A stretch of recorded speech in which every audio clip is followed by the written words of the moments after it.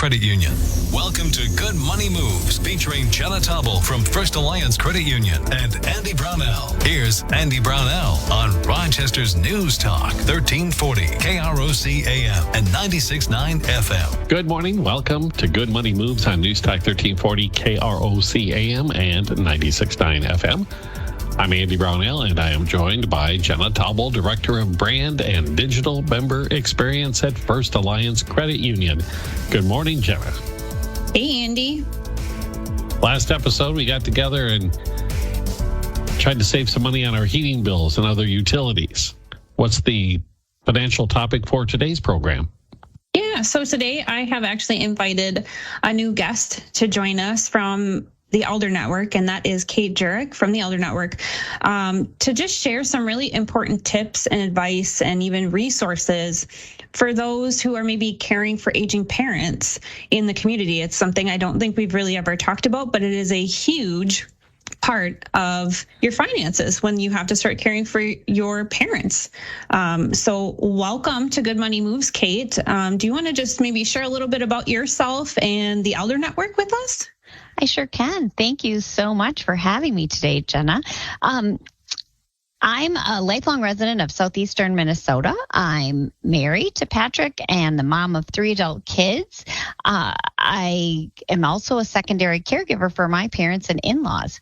I've worked in senior services for over 25 years in the area. I currently am the Olmsted County Senior Advocate at Elder Network.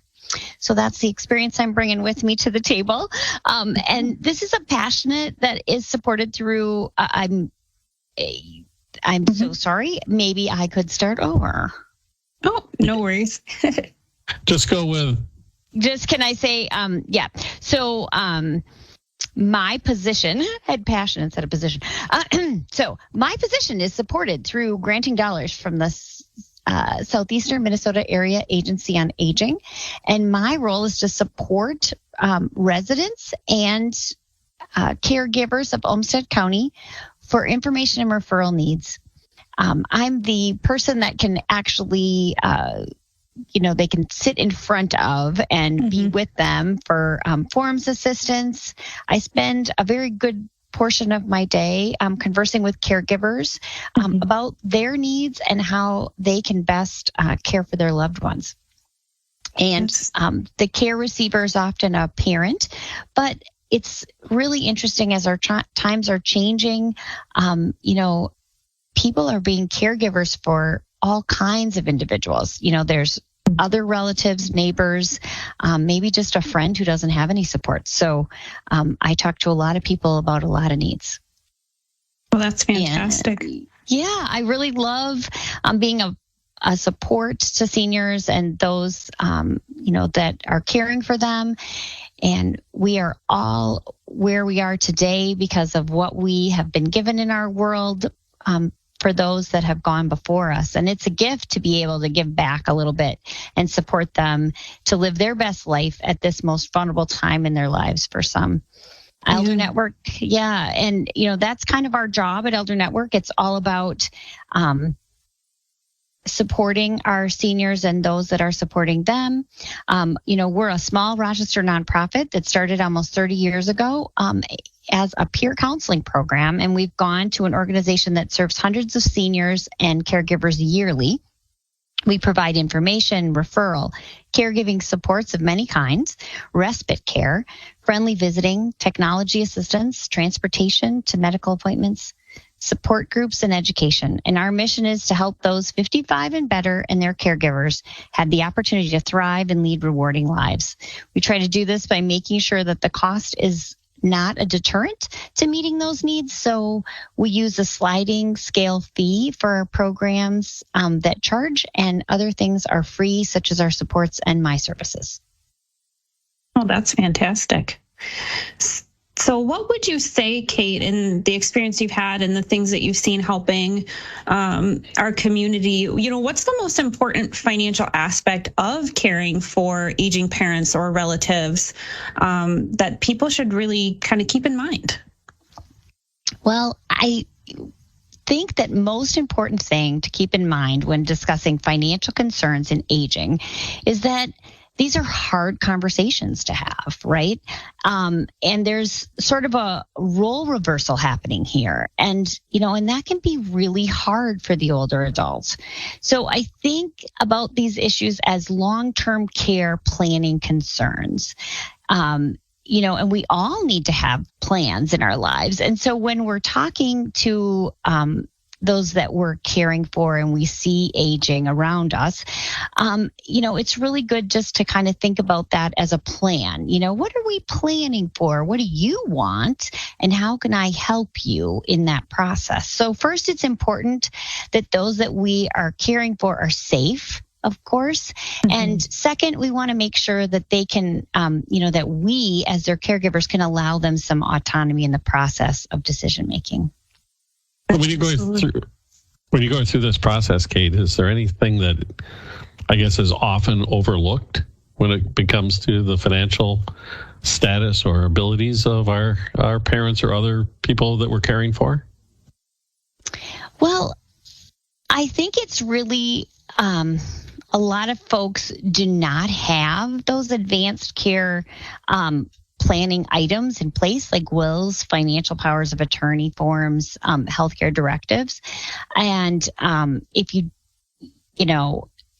don't have up-to-date ones, that can be difficult too. So, as we're aging, those are really important conversations to have, with our family members, and to make sure that those are in place.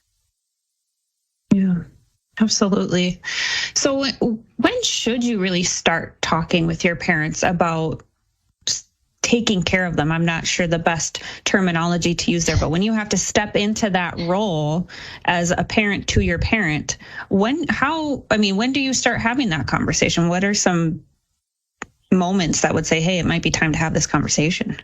Yeah, well, it's interesting. I'm in this role, right, in finding over and over again that people haven't had those conversations. And then my kids are really funny. I mean, I'm in my 50s and they're like, Mom, I think we should be having those conversations right now. And they're really not wrong. These conversations should start as early as we possibly can in our adult relationships with our parents. But it's not very common, right? Usually there's something that happens, that emergency, that fall, that causes us to know that we need to be taking more roles with our parents.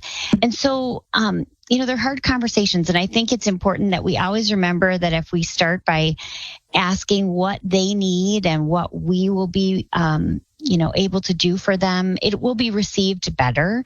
Asking questions instead of really telling them what they need, I think always goes better too. Advanced care planning is really, putting in place our wills and our financial POAs and our healthcare directives. And I find it interesting, an awful lot of people have done the will and even the financial POA, especially if it was for their spouse. They did that real early on. Mm-hmm. But those healthcare directives can be a super great place for us to start those conversations with our parents, because if we're going to be their healthcare agent, we need to know what they desire. And, they're hard conversations to have, but they can really be good ways to start this process. Kate, from my personal perspective, with my parents, it was a situation where some bills weren't being paid. Yeah. And that forced the discussion. And it was a really difficult thing, especially my father, who was extraordinarily proud of taking care of the family and the finances for all those years. And now I'm at the age now where I get it, because I probably should be open to the discussion with my grown children, and I can see where I would resist that as well. And how do you get over that barrier? Well, it's a really tough one. And, even as we age, there's all these different things. It can be, from illness, of course, like we can have vision loss and different things. And they really make those tasks of everyday life very challenging. And it can be really hard to want to surrender our responsibility, right, to take care of our own needs. And so it can be a really tough thing. I think one thing that we talk a lot about with the caregivers is, slowly helping with these things, and if it's possible, right? And that I know a lot of caregivers will offer, but the parent won't want them to. So that, it is just a really tough road. It's a dance, is what it is. Yeah, exactly. We do have to take a break. We're talking about how to have that conversations, what things we can do to help the people we're caring for deal with their finances. And Kate Jiric with the Elder Network is with us. Of course, Jenna Taubel, First Alliance Credit Union. We'll be back in a moment on News Talk 1340, KROC AM and 96.9 FM. Good Money Moves continues in moments with Andy Brownell and Jenna Taubel from First Alliance Credit Union. This is News Talk 1340, KROC AM and 96.9 FM. Are you or a loved one struggling with drug or alcohol use? Maybe you're not. And Jenna Taubel from First Alliance Credit Union on Rochester's News Talk 1340, KROC AM and 96.9 FM. Welcome back to Good Money Moves. Jenna Taubel with First Alliance Credit Union and Kate Jiric with Elder Network with us today, talking about an incredibly important issue, which is the finances of our aging parents and others who may need assistance, and preparing for that, I guess. And along those lines, Kate, how can someone prepare financially to start taking care of their parents? Well, it's really important that we as caregivers have a full picture, right, of our parents or the caregivers or the care receivers' finances. And, some of our caregivers will not want to share. Care receivers will not want to share that information with us, but it's really important that we know that, right? And in the times that we are in today, some of us are going to out earn our parents and some of us will not. So it's really a question of knowing the financial resources that we have and how we'll be able to get support for them when their financial resources are depleted. I think there's just a lot of options out there for when we get to that point, but we need to know what we've got and how long we can, for instance, be in an assisted living without needing some of those resources and things like that. Yeah. So a big part of this has to be then knowing exactly what's there, what assets mom and dad have left, and then mapping out a plan for the remainder of that money to make it last as long as possible. I think so. I think that really will aid everybody in the process, right? Yeah, absolutely. You're budgeting your parents' assets for them, really, which I can only imagine would be very difficult, especially if you have a parent who maybe is unwilling to cooperate or doesn't want to talk about the situation or, interesting. And also, just finding those assets can be a challenge as well sometimes. Yeah, I think so. Yeah. So, Kate, earlier you kind of mentioned needing, a POA, a power of attorney, to help take over your parents' financial matters and assist them in that way. So, when should someone consider getting power of attorney for their parents? Well, it's easier said than done, but really we need to have it before we need it, in essence, because when someone can give us that permission to be their power of attorney is, probably before we're needing to actually put it into action.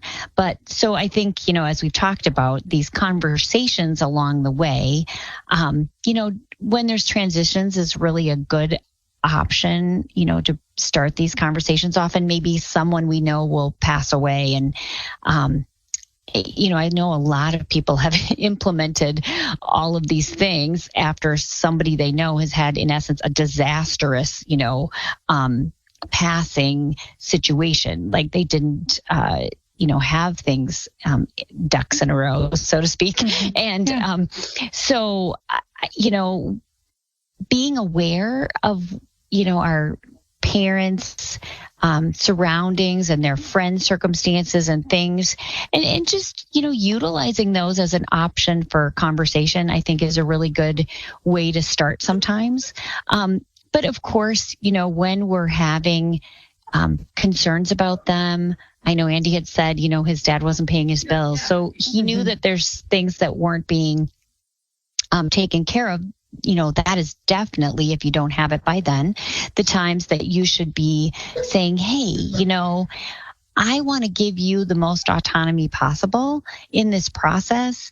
And so if you can let me partner with you in these decisions, and that's what the financial POA is, I can then, keep advocating for you all the way, till the end, Mom and Dad. And I really want to do that for you. It's a gift I can give back. And I think, if we can let people think about it that way, instead of that we're taking over for them, I think people are maybe more open to it too. If you're the person giving power of attorney to someone else, are there any things you really need to be aware of and think of before you do that? Well, absolutely. I mean, you want to make sure that it is a trusted individual. We do unfortunately have people that might want to prey on someone, that's in a vulnerable state. So we always want to make sure that these relationships are, tried and true, and even happens in families. So I think, transparency is really important, making sure that there's more people involved.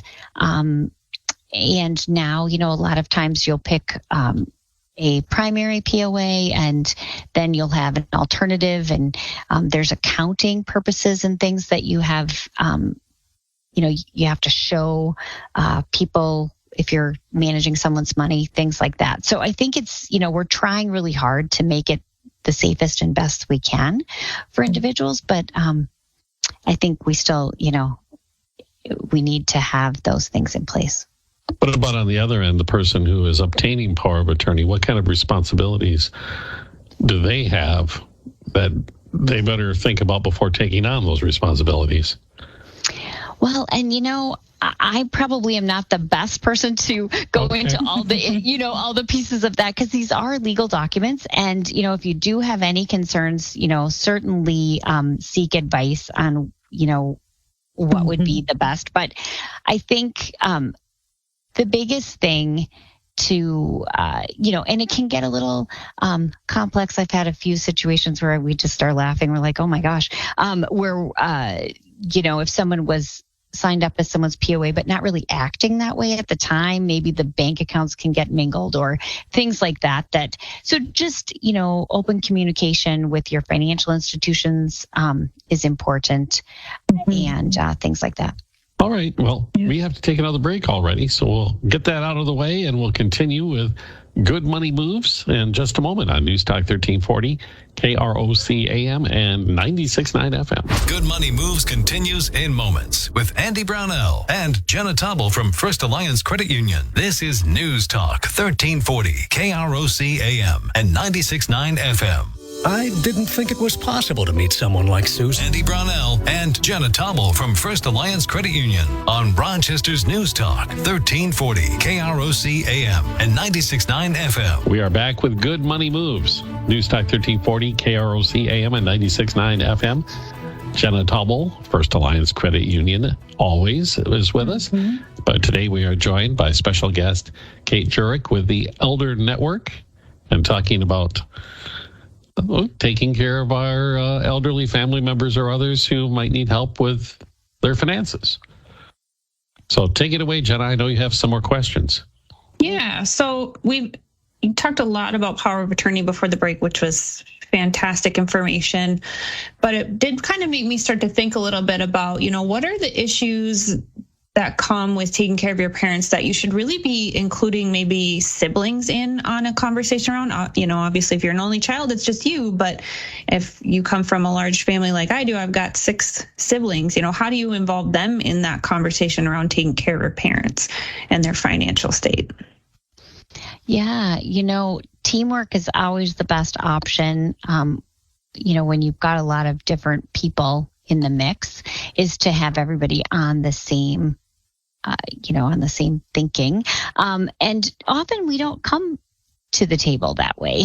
We all have our own opinions and decisions. And so very often I will see families have a family meeting, and everybody kind of lays out what they think. And it might be different. But yet you have to somehow, make things happen, whether, and so oftentimes you can allow different people to take on different roles. And, and I think that that's important, that everybody who wants to participate and that the parents want to participate are engaged in the process together. Excellent. So now it kind of makes me think now. So you said maybe taking on different roles. Obviously, there's maybe the role of overseeing finances and making sure bills are getting paid. Another role might be making sure they get to those medical appointments and things like that. So how, and medical expenses in and of themselves, as you get older, become very important. So how do you really help handle the medical expenses of your aging parents? What are the resources out there for that huge financial burden in and of itself?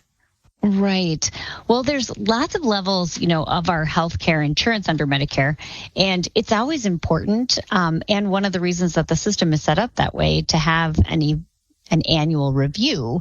There's a specific time in the fall that it's called open enrollment, and we can have an option to change our plan if it's not meeting our needs. And that will happen often if someone's out of pocket expenses are getting really high in a certain year. You might want to take a look at that. And there's also low income subsidies available for those who have limited monthly income, and these resources will be able to lower their premiums and help them with their Part D drug costs. And there's other programs that can help with those darn drug costs too, because they do, they're just really a big problem for seniors with lots of conditions.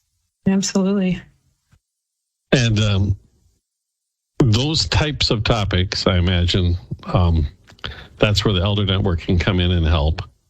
Absolutely. And on a personal level, I remember when it was getting near the end with my dad, and the financial assets were shrinking rapidly because of the amount of care he needed. Is that where somebody can reach out to the Elder Network and go, whoa, what can I do? At this point. Absolutely. Yes. So, caregiving's hard work, and there's lots of questions, and I'm just one of the people. So you can reach out to me, but there is also a service in the state called the Senior Linkage Line. And it's a 1-800 number where people can get all kinds of questions answered. And, oftentimes those folks might refer someone to me who might need in-person forms assistance or whatever. But I can do a lot of the same things that they do. But if you just had a quick question, you can always give them a call. And the Senior Linkage Line is an amazing statewide phone resource through the Southeastern Minnesota Area Agency on Aging for all residents in Minnesota. And they're often the first call that caregivers make, when they need to maybe move someone or all the different things that we're dealing with. And they can help with information and referral, Medicare counseling, other questions and concerns that caregivers have in this complex journey. And each county in southeastern Minnesota has an advocate like myself. And so if you need to chat with me or any of the other ones, you can always call me and I can give you their number too for the other counties. So by calling Elder Network or reaching out to us through our website at www.elder-network.org, you can reach me and I'd be happy to to answer any questions you have. Is there anything else that we haven't covered? Is there any just general piece of information that you would want to stress as far as helping out with the finances or other needs of our aged parents or family members? I think that just having those conversations as early as we can with people, it's always good. And it's always hard, right? It's a hard thing to relinquish our autonomy, in essence, is like oftentimes what people are thinking. But I think we can make it easier for them if we make sure that they know that we want them a part of the decision making too. Fantastic. And as usual, we don't have enough time to cover everything we should talk about, but I know, Jenna, I'm going to turn this back to you, and you can point us to some additional resources if we have more questions outside of the Elder Network or the Senior Linkage Line. Yeah, absolutely. Well, thank you so much, Kate, for joining us today. You did share a ton of excellent information, and I really appreciate you coming in, sharing your expertise with our listeners. If you have any questions about your finances or even, how you can use beneficiaries to help your aging parents and whatnot, you can certainly visit our website at firstalliancecu.com. You can get subscribed to our blog. We release new financial tips and advice out there every week. You can go back and listen to past episodes of this show at firstalliancecu.com/podcast or on kerocnews.com. You can subscribe to Good Money Moves on Apple, Google, and Spotify podcast. And if you love our show, please take a moment to leave us a review on your favorite podcasting platform. If you do have a financial topic or a question that you'd like us to cover on Good Money Moves, please send me an email at marketing@firstalliancecu.com. And of course, I strongly encourage you to reach out to our team at First Alliance Credit Union so that they can help you start making good money moves today. That's First Alliance Credit Union, federally insured by NCUA and an equal housing lender. Kate Jiric from the Elder Network, thank you. This is New